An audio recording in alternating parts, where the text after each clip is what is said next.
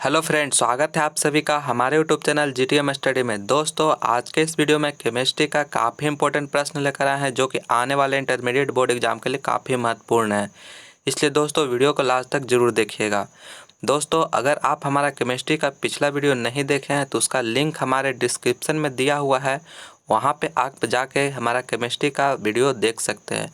और आप 12th class का अदर सब्जेक्ट का वीडियो नहीं देखे हैं तो उसका भी लिंक हमारे डिस्क्रिप्शन में दिया हुआ है, वहाँ पे जाकर सभी का प्लेलिस्ट का लिंक दिया हुआ है, वहाँ पे जाके आप उस वीडियो को देख सकते हैं। उसमें काफ़ी महत्वपूर्ण प्रश्न कराया गया है जो कि इस बार बोर्ड परीक्षा के लिए काफ़ी महत्वपूर्ण है। चलिए आज के वीडियो शुरू करते हैं। जल्दी से वीडियो को लाइक कर दीजिए और दोस्तों में शेयर कर दीजिए।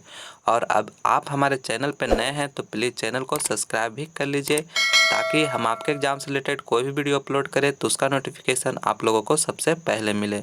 चलिए चलते हैं पहला प्रश्न। फर्स्ट प्रश्न में कह रहा है कि ग्रेफाइट का संरचना क्या है। दोस्तों, ग्रेफाइट का आपको संरचना बताना है कि स्ट्रक्चर बताना है कि क्या है। तो पहला ऑप्शन में दे रहा है टेट्राहेड्रल, दूसरा में दे रहा है ऑक्टोहेड्रल, और तीसरा में दे रहा है हेक्सागोनल, और चौथा में दे रहा है क्यूबिक। तो दोस्तों, ग्रेफाइट का जो स्ट्रक्चर होता है वह हेक्सागोनल होता है। सी ऑप्शन यहाँ पे बिल्कुल करेक्ट है।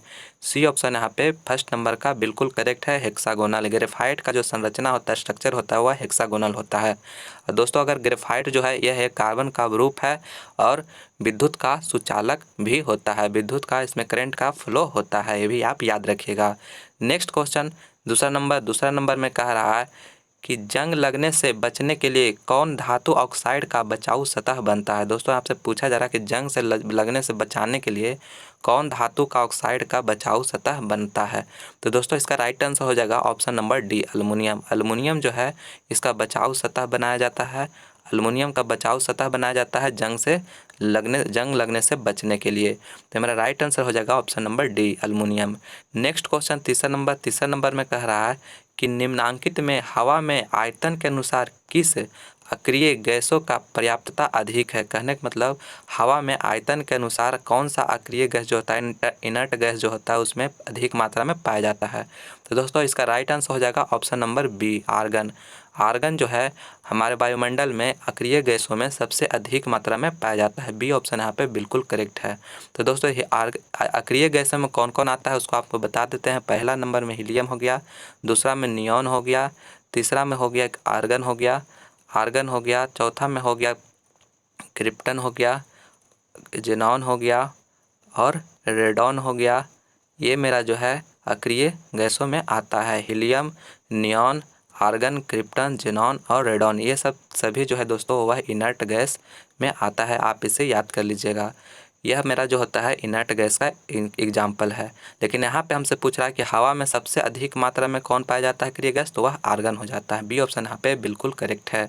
नेक्स्ट क्वेश्चन चौथा नंबर में कह रहा है कि वैसा यौगिक जिनमें कार्बन कार्बन के बीच की दूरी महत्तम होता है। तो दोस्तों, ऐसा कौन सा यौगिक है जिसमें कार्बन कार्बन के बीच की दूरी जो होगा वह महत्तम होता है। तो इसका राइट आंसर हो जाएगा दोस्तों option number A, ethane.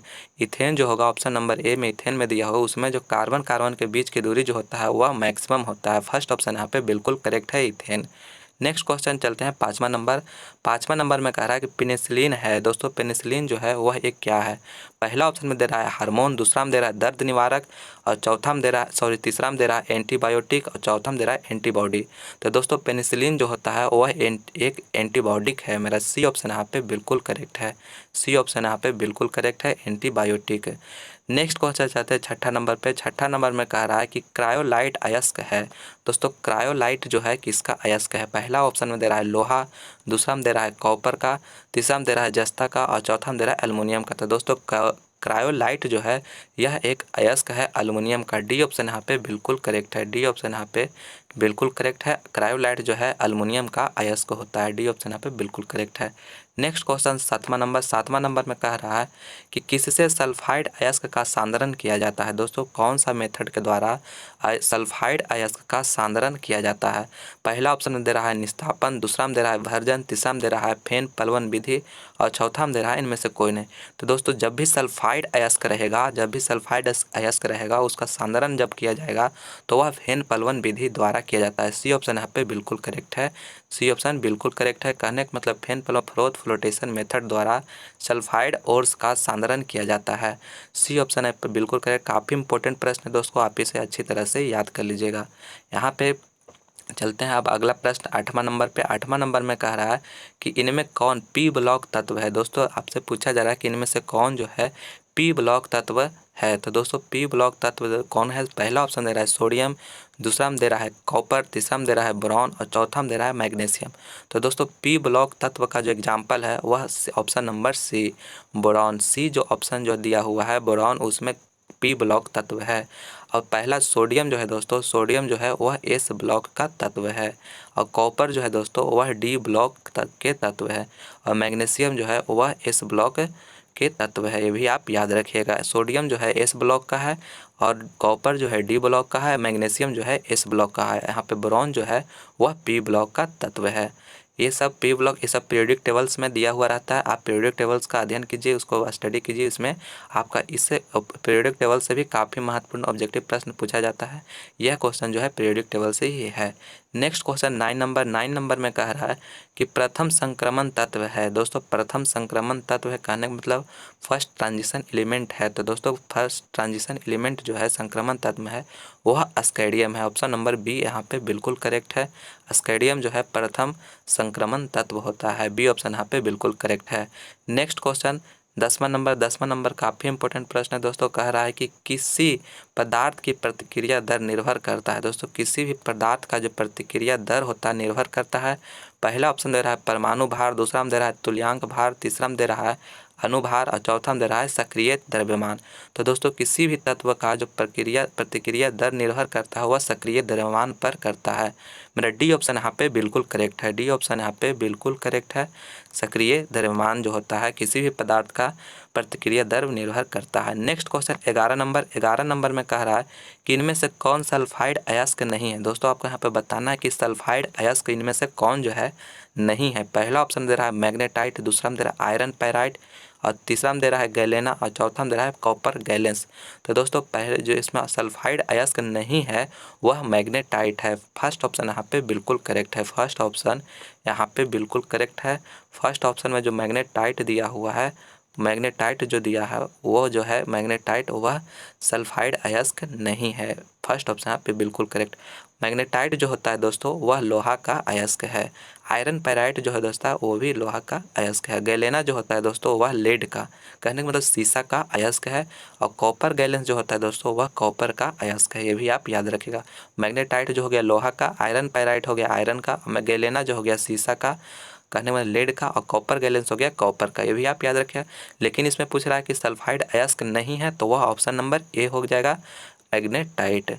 Next question 12 number में कह रहा है कि इनमें से कौन विद्युत का सुचालक नहीं है। दोस्तों आपसे पूछा जा रहा है कि इनमें से कौन जो है विद्युत का सुचालक नहीं है। कहने का मतलब विद्युत का उसमें फ्लो नहीं होगा, करंट का फ्लो नहीं होगा, वह कौन है।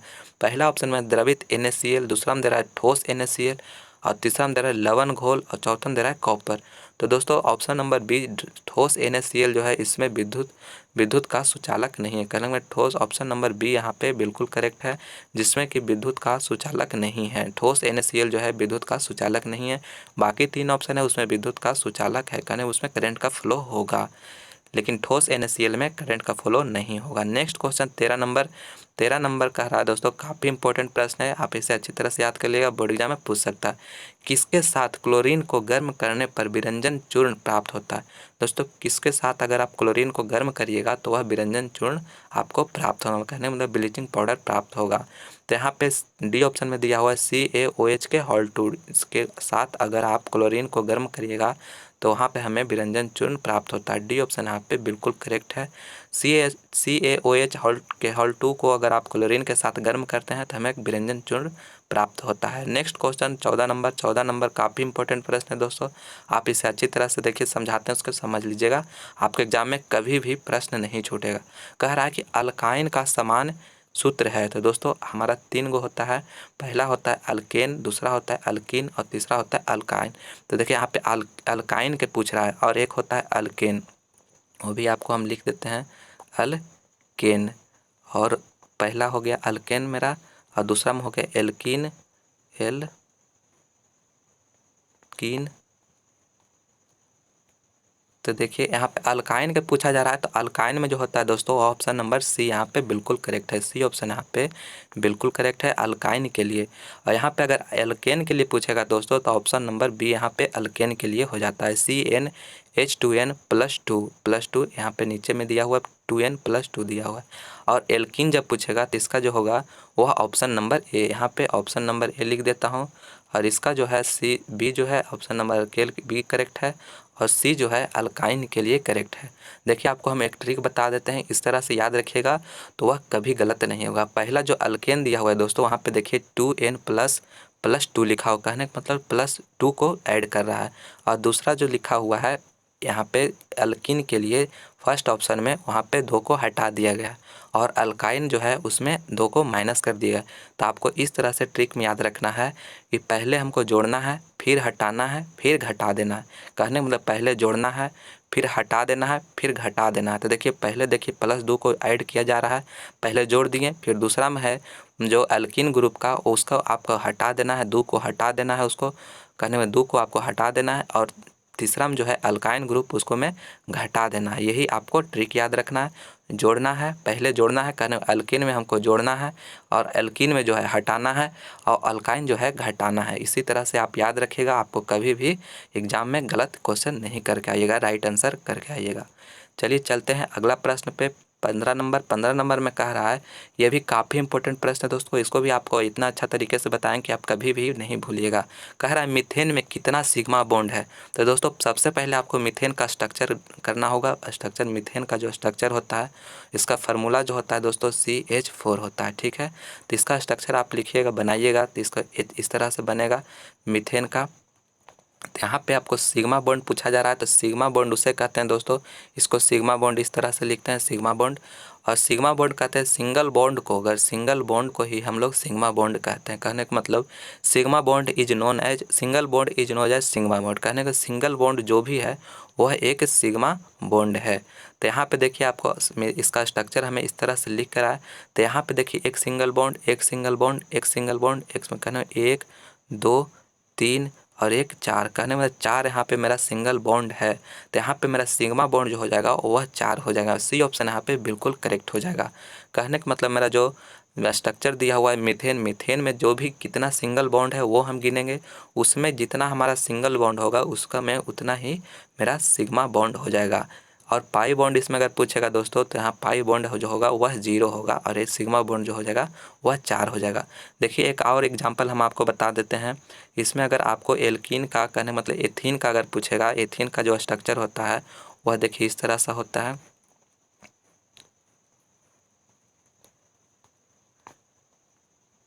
एथीन का जो स्ट्रक्चर होता है वही इस तरह से। अगर इसमें आपको पूछे कि मेरा सिग्मा बॉन्ड बताना है और पाई बॉन्ड बताना है, सिग्मा बॉन्ड और पाई बॉन्ड, तो एक प्रश्न इससे ज़रूर आता है दोस्तों। आप इसे अच्छी तरह से हम बता रहे हैं उसकी तरह समझ लीजिए, आपको एग्जाम में कभी भी प्रश्न नहीं छूटेगा। अगर आपका जिस चीज़ का दिया हो उसको आप अगर फार्मूला जानते हैं, स्ट्रक्चर जानते हैं तो उसका बनाना कोई बड़ी बात नहीं है।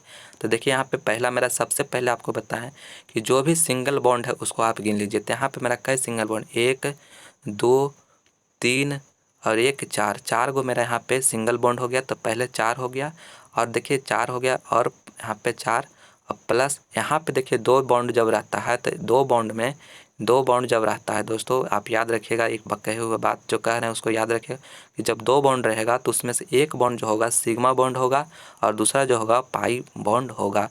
तो एक पे यहाँ पे 4 तो पहले से एक सिंगल और 1 कर देंगे तो 5 हो जाएगा और पाई बॉन्ड यहाँ पे 1 जो बच जाता है वह पाई बॉन्ड होता है, तो यह 1 हो जाएगा। कहने का मतलब अगर हम एथीन अगर दिया हुआ रहता उसमें अगर कहता है सिग्मा बॉन्ड कितना होगा तो 5 हो जाता और पाई बॉन्ड की संख्या हो जाता वह 1 हो जाता। इसी तरह से हम सिग्मा बॉन्ड और पाई बॉन्ड निकालते हैं दोस्तों। हम उम्मीद करता हूँ कि यह अच्छी तरह से समझ में आया होगा। अगर नहीं आया तो एक बार फिर से पीछे का वीडियो करके आप समझ लीजिएगा, उम्मीद ज़रूर समझ में आ जाएगा। नेक्स्ट क्वेश्चन 16 नंबर में कह रहा है दोस्तों कि इनमें से किसका बंधन ऊर्जा अधिक है। दोस्तों इनमें से किसका बंधन ऊर्जा जो है अधिक है। तो बंधन ऊर्जा अधिक जो होता है दोस्तों वह क्लोरीन का होता है। बी ऑप्शन यहाँ पे बिल्कुल करेक्ट है। यहाँ पे बी ऑप्शन यहाँ पे बिल्कुल करेक्ट है। बंधन ऊर्जा जो है क्लोरीन का सबसे अधिक होता है। नेक्स्ट क्वेश्चन 17 नंबर काफ़ी इंपॉर्टेंट प्रश्न है दोस्तों, एग्जाम में पूछा हुआ प्रश्न है, बार बार पूछ सकता है। तो कह रहा है इनमें से किसका इलेक्ट्रॉन बंधुता महत्तम है। कहने का मतलब कि इसमें किसका जो है इलेक्ट्रॉन एफिनिटी जो होता है वह मैक्सिमम होता है। तो इसका राइट आंसर हो जाएगा दोस्तों option number B, chlorine. Chlorine का जो होता है इलेक्ट्रॉन एफिनिटी जो होता है वह सबसे अधिक होता है। ऑप्शन नंबर सी बी यहाँ पे बिल्कुल करेक्ट है। नेक्स्ट क्वेश्चन 18 नंबर भी काफ़ी इंपॉर्टेंट प्रश्न है दोस्तों, आपके एग्जाम में पूछ सकता है। कह रहा है साइनाइड विधि का उपयोग किसका निष्कर्षण में किया जाता है। दोस्तों साइनाइड विधि जो होता है किसका निष्कर्षण में उपयोग किया जाता है। तो दोस्तों साइनाइड विधि को हम लोग एजी कहने का मतलब सिल्वर का निष्कर्षण में उपयोग करते हैं। यहाँ पे बी ऑप्शन यहाँ पे बिल्कुल करेक्ट है। एजी कहने सिल्वर का आपको सिल्वर का शुद्धिकरण के लिए जब किया जाता है तो साइनाइड विधि द्वारा इसे शुद्धिकरण किया जाता है। सिल्वर और कहने का मतलब सोना गोल्ड का भी इसमें साइनाइड विधि द्वारा निष्कर्षण किया जाता है। सोना और चांदी का साइनाइड विधि द्वारा उपयोग करके निष्कर्षण किया जाता है। नेक्स्ट क्वेश्चन 19वां नंबर में कह रहा है दोस्तों काफ़ी इंपॉर्टेंट प्रश्न है, इससे भी एक प्रश्न जरूर रहता है एग्जाम में। कह रहा है इनमें से कौन लायोफिलिक कोलाइड है। तो दोस्तों इनमें से कौन जो है एक लायोफिलिक कोलाइड है। तो इसका राइट आंसर हो जाएगा दोस्तों option number B, starch. Starch जो है एक लायोफिलिक कोलाइड है। और इसका दूसरा एग्जाम्पल हो जाएगा दोस्तों गम, दूसरा ऑप्शन गम हो गया। और एक एग्जाम्पल हो जाता है दोस्तों वह जिलेटिन, ये भी आप याद रखिएगा। स्टार्च, गम और जिलेटिन जो है वह लायोफिलिक कोलाइड का एग्जाम्पल है। नेक्स्ट क्वेश्चन 20वां नंबर में कह रहा है दोस्तों कि निम्नलिखित में कौन सा यौगिक अम्लीय है। काफ़ी इंपॉर्टेंट प्रश्न है दोस्तों, आप इसे अच्छी तरह से याद कर लीजिए। कह रहा है कौन यौगिक जो है अम्लीय है। तो इसका राइट आंसर हो जाएगा दोस्तों ऑप्शन नंबर डी, C2H2। कहने का मतलब ऑप्शन डी यहाँ पे बिल्कुल करेक्ट है। इसे आप हम लोग एसिटिलीन गैस कहते हैं। एसिटिलीन गैस जो होता है दोस्तों वह एक अम्लीय गैस होता है। सी डी ऑप्शन यहाँ पे बिल्कुल करेक्ट है। यह मेरा लास्ट प्रश्न था।